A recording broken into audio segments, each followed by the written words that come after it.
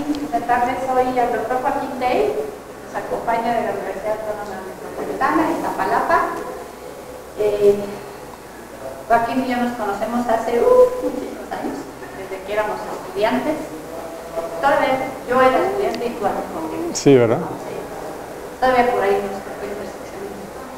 En algún momento, esta es la primera vez que participa en el CAR, entonces pues bienvenido, espero que sea la primera pero que no sea la última. Okay. Y pues nos va a hablar sobre galaxias conservativas. Adelante, gracias. Okay, pues primero agradecerle a los organizadores por invitarme. Les voy a hablar sobre galaxias conservativas y las aplicaciones que tienen estas para resolver un problema concreto. Creo que hay que encenderlo.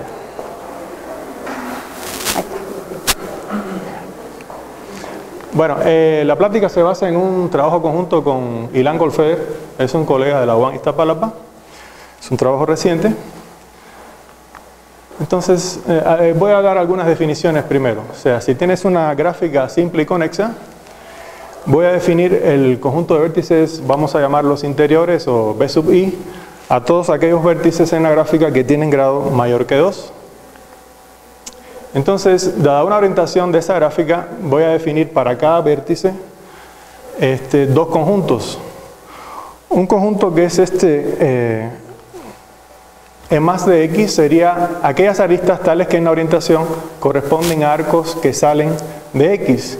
Y el otro conjunto de aristas asociados a X serían aquellas aristas que en la orientación corresponden a arcos que entran a ese vértice X.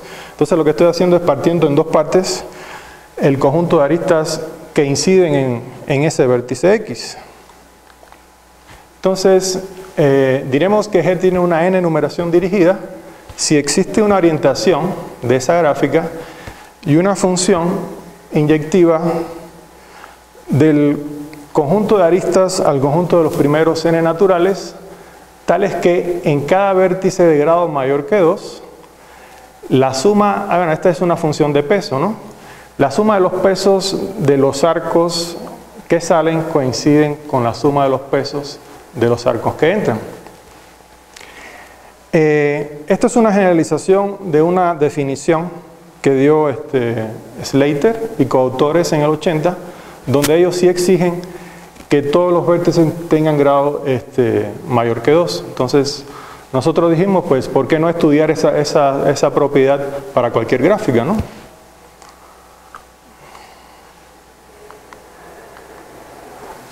Y el número de conservación de una gráfica va a ser el mínimo n, tal que G tiene una n numeración dirigida. Si cuando ese número coincide con el número de aristas, lo que tienes es, diremos que la gráfica es conservativa. Por ejemplo, esto es un ejemplo de gráfica conservativa. Esto es una gráfica que tiene 9 aristas, y entonces está orientada de tal forma que si tú asignas convenientemente los números del 1 al 9, uno para cada arista, pues si se fijan en un vértice, por ejemplo este que está acá, lo que suma de lo que sale es 6 y lo que entra es 6, etc., ¿no? También esto se conoce como que se cumple la ley de Kirchhoff. ¿No estás contando como arista la de... Sí, esta arista que sale de este puntito es la misma que entra en este puntito. Es la misma, se trata de la misma arista. Okay, por eso son 9. Por eso son 9 y esta es una gráfica 3 regular. Okay. Aquí hay una observación, un dato curioso. Este ejemplo que acabo de poner lo tomé de un libro bastante famoso, el Map Color Theorem de Ringel, que lo escribió en el 68. Y estaba mencionando hace un rato que la definición de gráfica conservativa era del 80. Pues este ejemplo es de mucho antes. Incluso les pude haber puesto un ejemplo del siglo XIX. O sea, Hefter en el siglo XIX ya construyó algunas gráficas conservativas según la definición que acabamos de ver. Entonces, de hecho, en ese mismo año 80, White escribió una pequeña nota en el Journal of Graph Theory, jalándole las orejas a Slater, diciéndole, estás definiendo algo que, bueno, una forma polite, Estás definiendo algo que ya se conocía desde hace mucho, que tiene muchas aplicaciones también, sobre todo para determinar el número cromático de una superficie. Perdón, entonces conservativa es que si hay para cualquier vértice la suma de los pesos de los arcos que salen coinciden con la suma de los pesos de los arcos que entran. Eso para todo vértice de grado mayor que 2, que es donde tiene sentido, ¿no? O sea, en un vértice de grado 2 o en un vértice de grado 1, pues es imposible que eso ocurra, ¿no?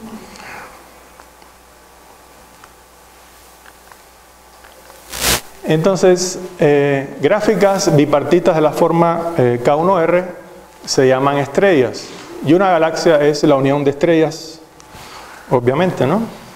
Entonces, dados enteros positivos, M1, M2 hasta Mn, con ellos mayor o iguales que 3, esto G de M1 hasta Mn va a denotar la galaxia con n estrellas de tamaño M1, M2, Mn respectivamente. Y Gm, n denota la galaxia con n estrellas, todas del mismo tamaño y de tamaño n.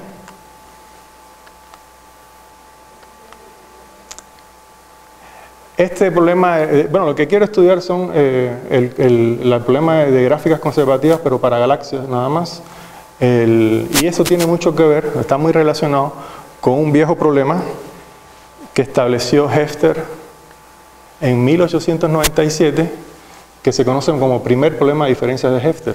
Ese problema lo que dice es que si será posible particionar el conjunto de enteros desde 1 hasta 3n en n ternas, en partes de tamaño 3, de tal manera que para cada terna se cumpla que a más b más c es congruente con 0 módulo 6n más 1 o a más b menos c es congruente con 0 módulo 6n más 1.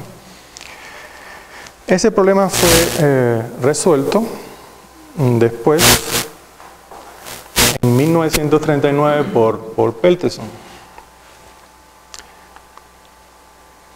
Y bueno, nosotros que estudiamos en teoría de gráficas y nos gusta hacer puntitos y palitos, preferimos ver el primer problema de diferencia de Hefter de una forma más dibujada, ¿no? Entonces, esto que está aquí es una solución del primer problema de diferencia de Hefter. Y esa solución resulta ser una 12 numeración dirigida de una galaxia con 4 estrellas, todas de tamaño 3. ¿Por qué esto es una solución del primer problema de diferencia de Hefter? Porque estoy etiquetando esa galaxia con los números desde el 1 hasta el 12 y en cada estrellita la suma de lo que entra coincide con la suma de lo que sale. Y están de acuerdo que eso es equivalente a decir, a construir una partición en ternas de los números del 1 al 12, donde para cada terna es posible ver que la suma de lo que dos números suman lo mismo que el tercero, ¿no? Entonces, en 2003, Brian, Gablas y Lin demostraron que el número de conservación de la galaxia con n estrellas, todas de tamaño m, es m, o sea, m es el tamaño de la galaxia, si m es congruente con 0,3 módulo 4 o m más 1 en otro caso. De hecho, si se fijan, el hecho de resolver este problema, en cierto sentido, estamos resolviendo una generalización del primer problema de diferencias de Hefter. Hefter pedía particionar en ternas.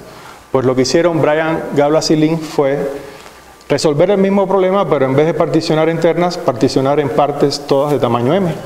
Entonces la pregunta natural es, ¿se podrá resolver ese mismo tipo de problema, pero sin imponer ningún tipo de restricción al tamaño de las partes? Entonces la respuesta es que... ¿Cómo? Ah. Porque tú había ahí la condición de las ternas era que fueran congruentes. Bueno, este m es el tamaño, a ver, este m es el tamaño de la galaxia, o sea, es el tamaño del conjunto que vas a particionar. ¿Ok? Entonces aquí atrás, lo que sucede es que cuando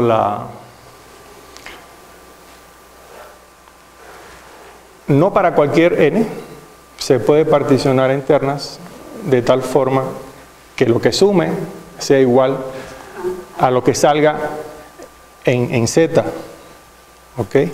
O en los naturales. Para las n donde eso no ocurre, lo que sí se cumple es que se satisface esta congruencia, pero no la igualdad en los naturales, ¿ok? En la suma en los naturales o en z.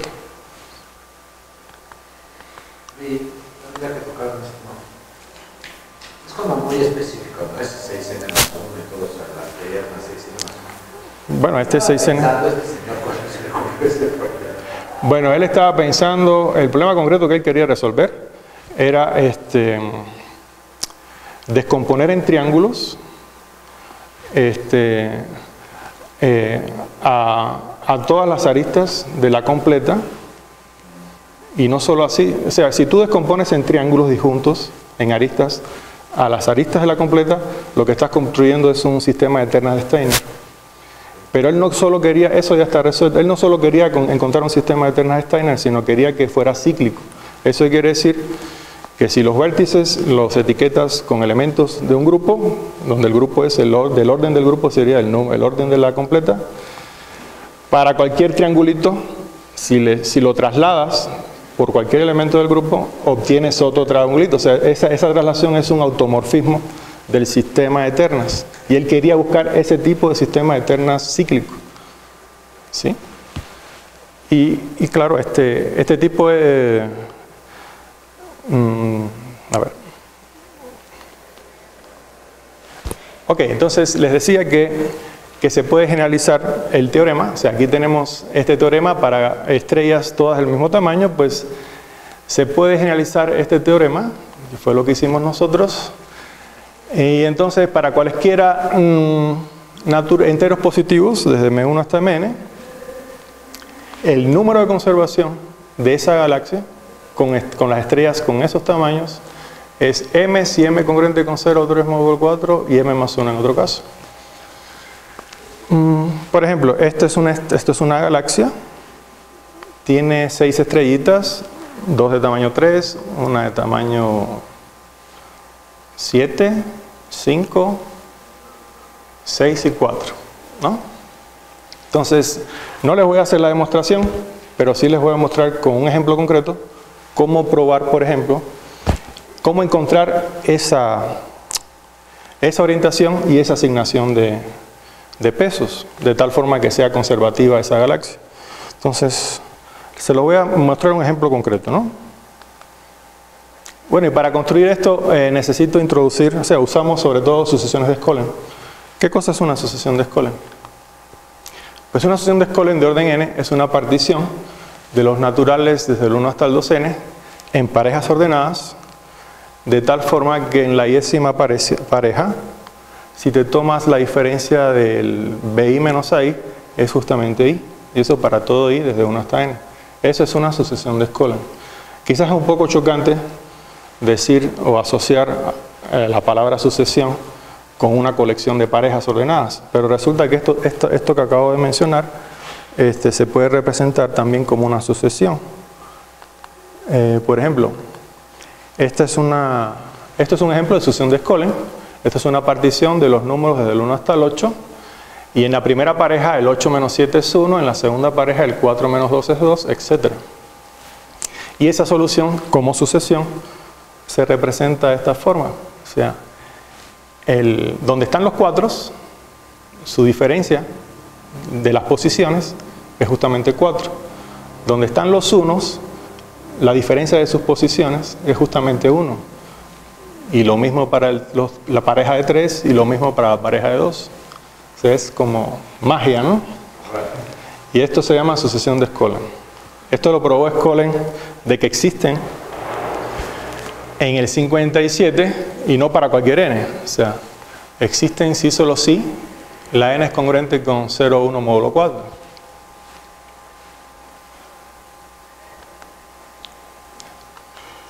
Ok.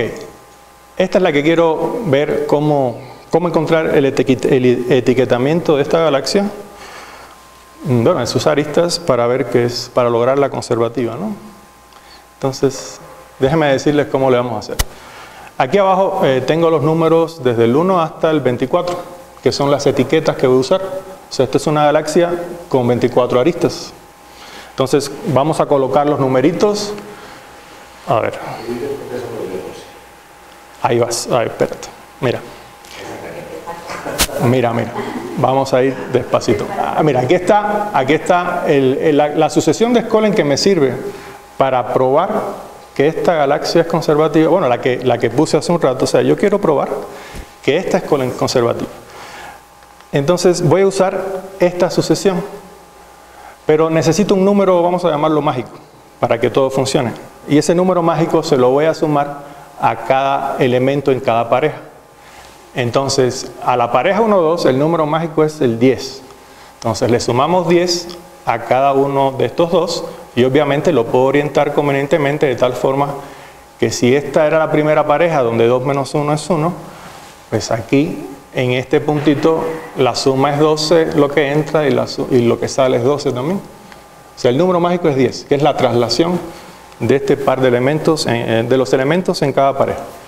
Aquí es 15, 17, etcétera, ¿no? Entonces, hasta ahora, ¿qué tenemos? Lo que tenemos es 4 estrellitas, todas de tamaño 3, que determinan una galaxia conservativa, pero no es la que quiero. Y ese 10, ya te lo sabías, pero ¿cómo llegaste? Ah, no, pero esa es magia, esa es la magia. Esa es la magia. Yo te dije que esa es la magia. Yo no te voy a hacer la demostración con que sea formal. Esa es la magia. O sea, vea el artículo y léelo, ¿no? A ver, mira, entonces estas son lo que está en naranja son las etiquetas usadas, que son desde el 1 hasta el 4 y desde el 11 hasta el 18. El 10 tiene que ver con el espacio que hay entre el 4 y el 11, que no es un espacio cualquiera, es un espacio convenientemente tomado.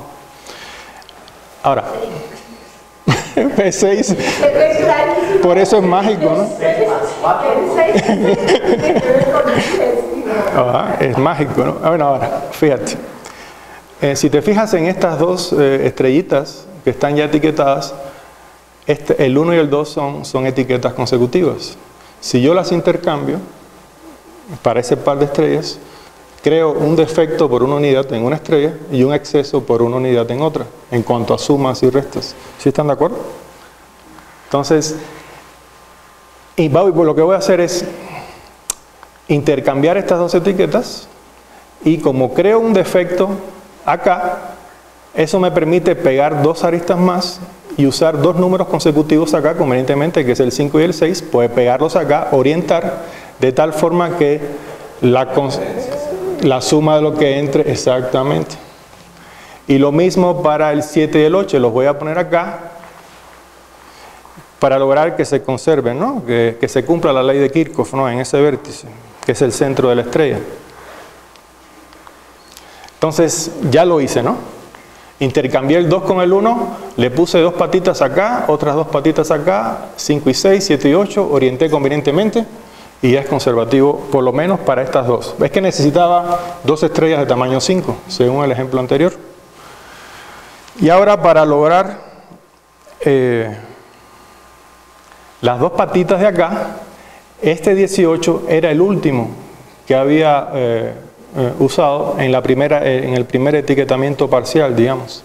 Este 18 lo voy a mandar para acá, para una de las aristas de la estrella de tamaño 6, y voy a poner el 19, que es el que le sigue acá. Y otra vez lo que tengo es un exceso por una unidad. Le pongo 2 patitas a esta estrella y logro la tercera estrella de tamaño 5 que quería. Y entonces, como puse el 18 acá, es muy fácil ver que si tienes 6 consecutivos, bueno, no son 6, 7 y el 10, y dejas uno sin usar, que es el 19 que lo usaste acá, lo puedes orientar, o sea, puedes asignar este resto de etiquetas acá, orientar convenientemente de tal forma que sea que sumen 0 lo que entra, perdón, que lo que sume, que la suma de lo que entra coincida con la suma de lo que sale. Y por último, creo que faltaba algo, ¿no? A ver. Ah, no, pues ya acabé. Este es un ejemplo de cómo etiquetar, ¿no?, una galaxia en particular. Entonces la prueba es un poco más complicada, ¿no?, pero más o menos cómo va la cosa. Entonces, partes siempre de estas tripletas del caso original y las vas acomodando. Exacto, exacto. De hecho, una observación, nosotros en nuestra construcción, que obviamente es más general, usamos nada más sucesiones de Skolem. En los trabajos previos sobre este tipo de temas, que este no es el único trabajo, se usan dos tipos de sucesiones, las sucesiones de Skolem y las near sucesiones Skolem sequences, o sea, que ahorita no voy a definir, pero son otro tipo de sucesiones de Skolem. O sea, no son exactamente las de Skolem, pero usan dos tipos de sucesiones de Skolem para hacer sus construcciones, y esencialmente lo que estamos viendo es que bastan las sucesiones de Skolem para resolver el problema. O sea, no hacen falta otro tipo de sucesiones más complicadas, digamos. ¿Tu 10 no tiene que ver con el número de estrellas? ¿Cómo? ¿Tu 10 no tiene que ver con el número de estrellas? Con el número de estrellas, no, tiene que ver con el número de... Es que estoy haciendo trampa, o sea, no estoy diciendo... Hay una cosa que hay que observar, que bueno, no es trivial, pero si resuelves el problema con estrellas, con galaxias donde las estrellas son de tamaño 3 y 5, ya las resuelves todas. Eso es un truco. ¿Ok? Entonces, pues hay que acomodar y eso, pues. Pero básicamente, lo que le faltó hacer a los demás era construir etiquetamientos para galaxias con estrellas de tamaño 3 y 5. Si las haces esas, ya las haces todas, de forma relativamente fácil. Bueno, ¿qué aplicación tienen las galaxias conservativas? Tienen una aplicación muy interesante. Lo que voy a resolver es un problema bastante clásico, bueno, una instancia particular de ese problema, que es la descomposición en ciclos de una gráfica completa. Entonces, para resolver este problema de descomposición en ciclos, necesito resolver dos problemas. El de las galaxias conservativas, que ya lo resolvimos, y el de un problema de secuenciabilidad en grupos. Este problema por sí mismo es interesantísimo, o sea, independientemente de que tenga aplicación o no para resolver este otro. De hecho, ahorita lo que voy a hacer es hablarle un poco sobre este problema de secuenciabilidad en grupos. Bueno, si tienes un subconjunto de que no contiene al cero de un grupo cíclico de orden n y de tamaño k, tomamos un orden de los elementos de ese subconjunto. Entonces las sumas parciales de A se definen como, pues la JS suma sería la suma de los primeros, en este orden, de las primeras J entradas, ¿sí? Y esto para todo J desde 1 hasta K, o sea, tenemos K sumas parciales. Y bueno, y las sumas se hacen en el grupo, ¿no? Entonces, se dice que A es secuenciable si existe un orden de los elementos de A tal que todas las sumas parciales son distintas.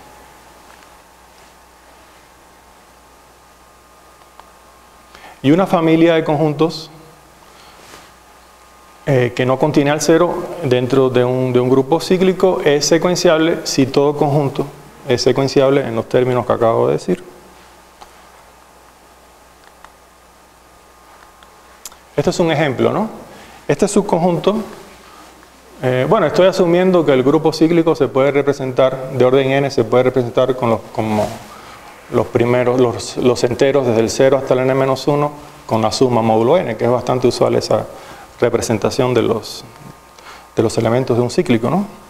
Entonces, si te tomas, por ejemplo, este subconjunto de este subgrupo cíclico de orden 8, este orden es bueno en el sentido, bueno, me hace posible, bueno, las sumas parciales, dado este orden, son todas distintas.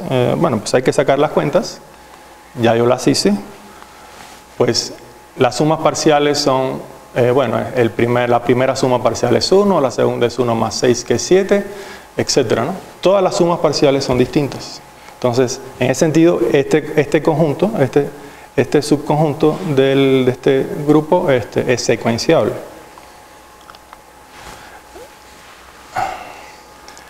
De hecho, me faltó mencionar algo curioso ahorita que me acordé, ahora que veo la conjetura de Ardicon. Les decía que Slater, hace un rato decía que Slater no el trabajo previo de Hefter y Ringel, y White le dice, no, pues tienes que hacerlo.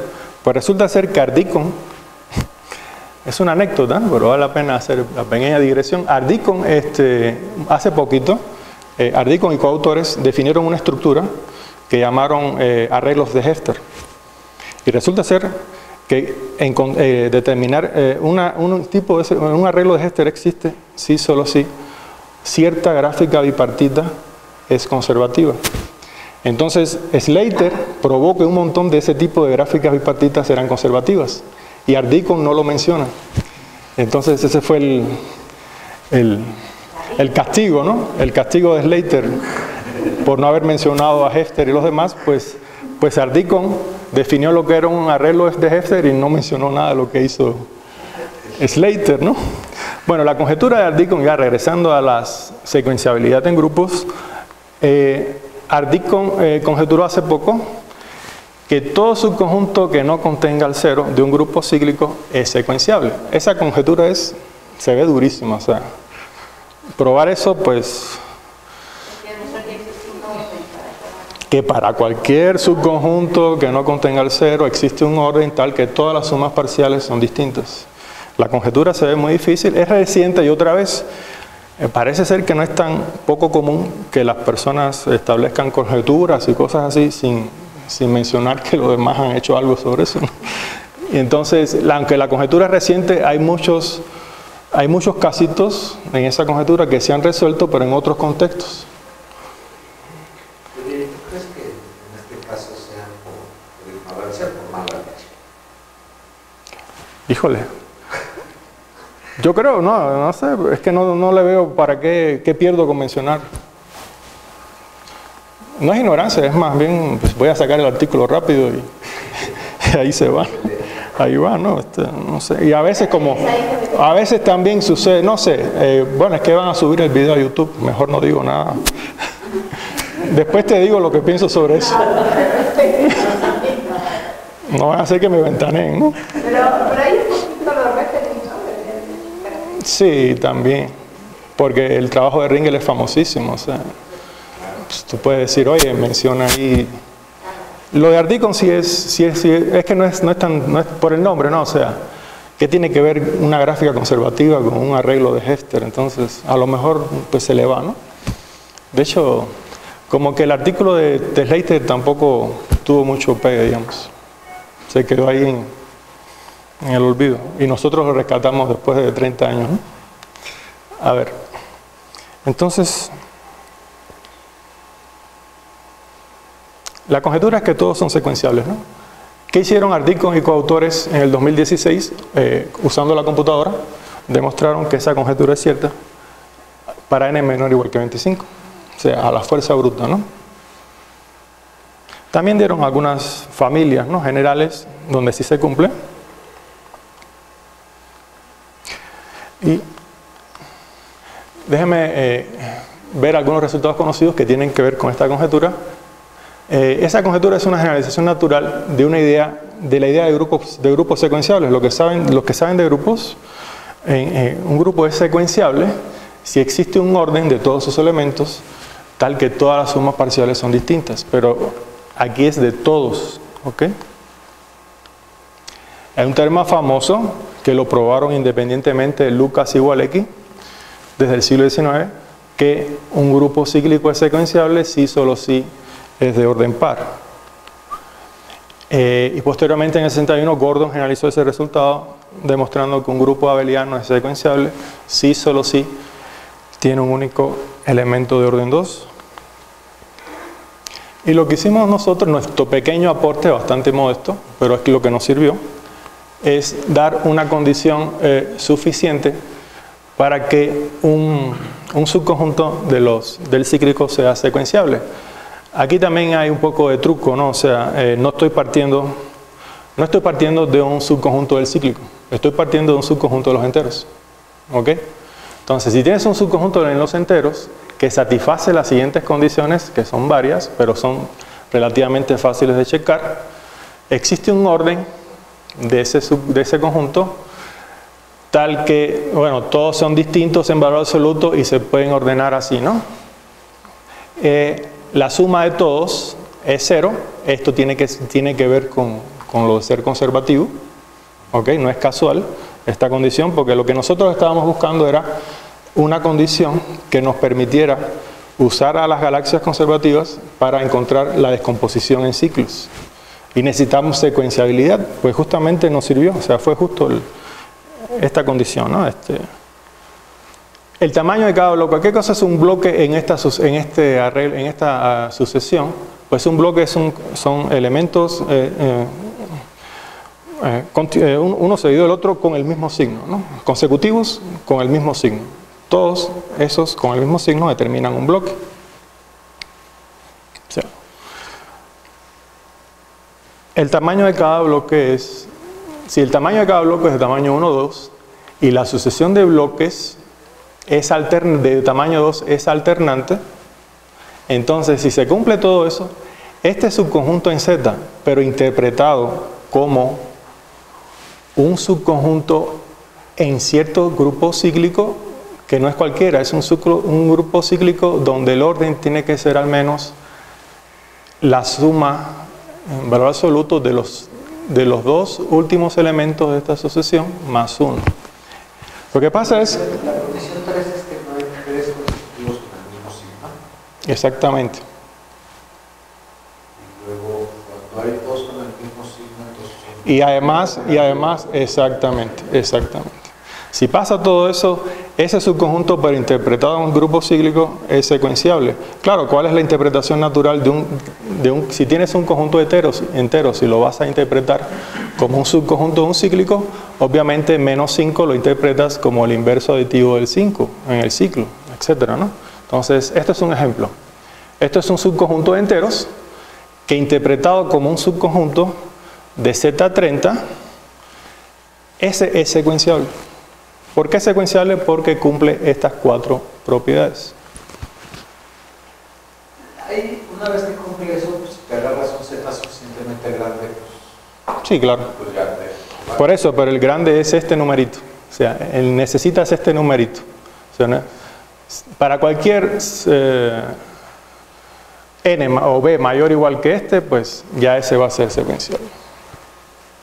¿Okay? Bueno, y no me voy a meter en la prueba, solamente lo menciono. Entonces ya vamos a la parte de la aplicación, ¿no? Tengo que recordar algunas cosas. Si tienes dos elementos en un cíclico, los elementos de un cíclico los puedes colocar en una circunferencia. Entonces, la diferencia entre ellos se define, o la distancia entre ellos es el mínimo entre estos dos números. O sea, es la forma más corta de llegar de uno al otro, ¿no?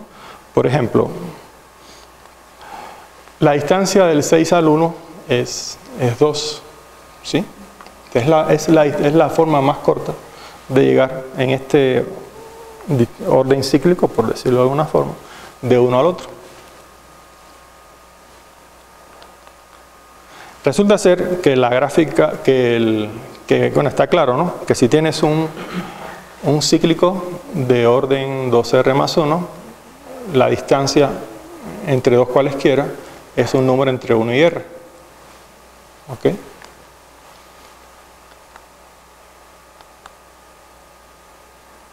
Entonces, esto es un ejemplo de cómo descomponer. El ejemplo no es muy afortunado porque es pequeño. Entonces, ahí sí debía haber traído un ejemplo donde en vez de ciclos de tamaño 3, si hubiera habido algún ciclo de tamaño 5, a lo mejor se veía más claro. Pero bueno, a ver, vamos a ver si se entiende. Descomposición de las aristas de K7 en 7 ciclos de tamaño 3. ¿Cómo lo podemos hacer? A través de una... Lo que pasa es que aquí es demasiado pequeño. Bueno, aquí la galaxia es una sola estrella, ¿sí? Y los numeritos son el 1, 2 y el 3. A ver, el orden es este. La sucesión de sumas parciales es esta, 1, 3, 0. Son todas distintas. Lo que sucede es que la gráfica completa es una gráfica circulante.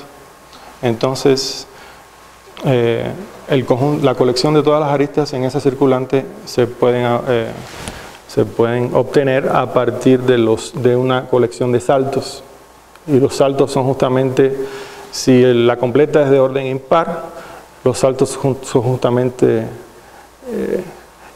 si es de tamaño 2R más 1, es justamente los números del 1 hasta el R, como puse hace un rato. Entonces, aquí se ve, ¿no? Sencillamente, este triángulo contiene a todas las distancias posibles que puede haber entre un par de vértices en K7, que es o 1, o 2, o 3. Si yo traslado por cualquier elemento del grupo, lo que tengo es otro triangulito. Y si hago tantas traslaciones como elementos tiene el grupo, lo que tengo es una descomposición en triángulos de todas las aristas de esa completa. En este caso es K7. ¿Y eso tiene que ver con el encaje de K7? ¿Encaje de K7? ¿En el toro? No sé, no creo, no sé.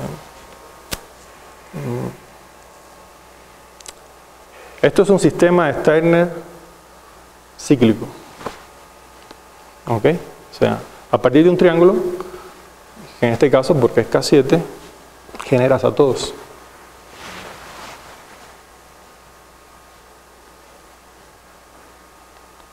Cada arista solo los. Cada arista solo lo sé una vez. Sí, lo que pasa es que estás... Ahí lo que tienes es K7. Lo que tienes es una descomposición. K7 se puede construir con brincos 1, 2 y 3. Entonces, y aquí tienes todos los brincos en un triángulo. El brinco 1, el brinco 2 y el brinco 3. Los trasladas 7 veces y tienes a todo K7 descompuesto en ciclos de tamaño 3. En el contexto de las galaxias. K7 cuando la dibujas en el toro te da justo 14 triangulitos. ¿A 14? Ajá, pareciera que esto es como la mitad.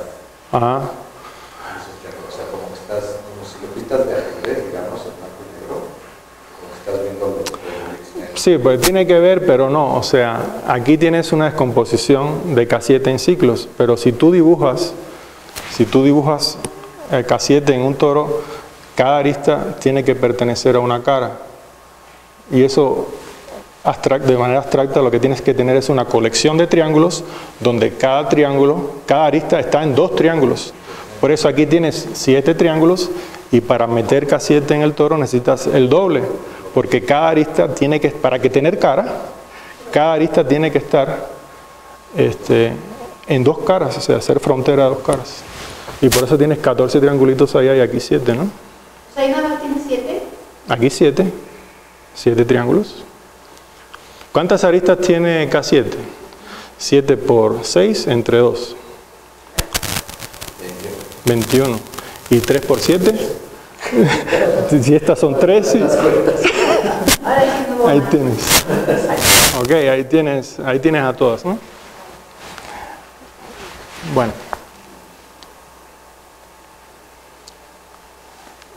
En general, ¿no? O sea, ese es el ejemplo demasiado sencillo, pero si tienes una galaxia de tamaño muy grande y un montón de estrellitas de distinto tamaño, el tamaño de la galaxia es M grande. Entonces lo que puedes concluir es, si esa es conservativa, es que la completa de tamaño 2 por M grande más 1 se puede descomponer en ciclos de tamaño, una colección, un bonche de ciclos de tamaño la primera estrella de la galaxia, un bonche de ciclos de tamaño la segunda estrella de la galaxia, etc. ¿Ok? Esa sería la consecuencia, que es lo que es el corolario, digamos. O sea, si tienes estos enteros, entonces, y la M es congruente con, el M, que es el tamaño de la galaxia, es congruente con 0 o 3 módulo 4, entonces el conjunto de aristas de la gráfica completa de este orden puede descomponerse en este número de ciclos tales que para cada i, un ciclo de tamaño mi aparece exactamente 2m más 1 veces. O sea, tenemos una acción del grupo Z2m más 1 grande sobre esta descomposición en ciclos, donde cada órbita que determina esa acción, o sea, ¿cuántas órbitas tengo? Tengo n órbitas, una de tamaño m1, una donde están este número de ciclos de tamaño m1, otra con este número de ciclos de tamaño m2, etc.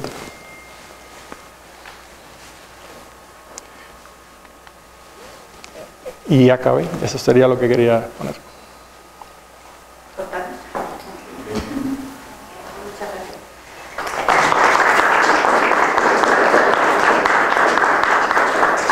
Nos quedamos en nada.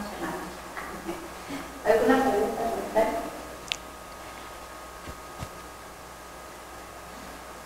Este teorema, esta cosa de contar los ciclos, la descomposición de ciclos de la completa, Sí. ¿es problema de dónde? Es problema de Alpag. Alpag, tú que eres húngaro, o sabes de húngaro, ¿cómo se dice? ¿Alpag o Alpag? Bueno, como lo dijo él. Esa es una conjetura de los años 60 o 70, a ver, no me acuerdo, que dice que no importa qué numeritos te agarres, que es mucho más general que lo que estoy poniendo acá, puedes descomponer las aristas de la completas en ciclos de tamaño de esos numeritos, siempre y cuando la suma de los numeritos cumpla cierta condición trivial que tiene que ver con el tamaño de la completa, ¿sí?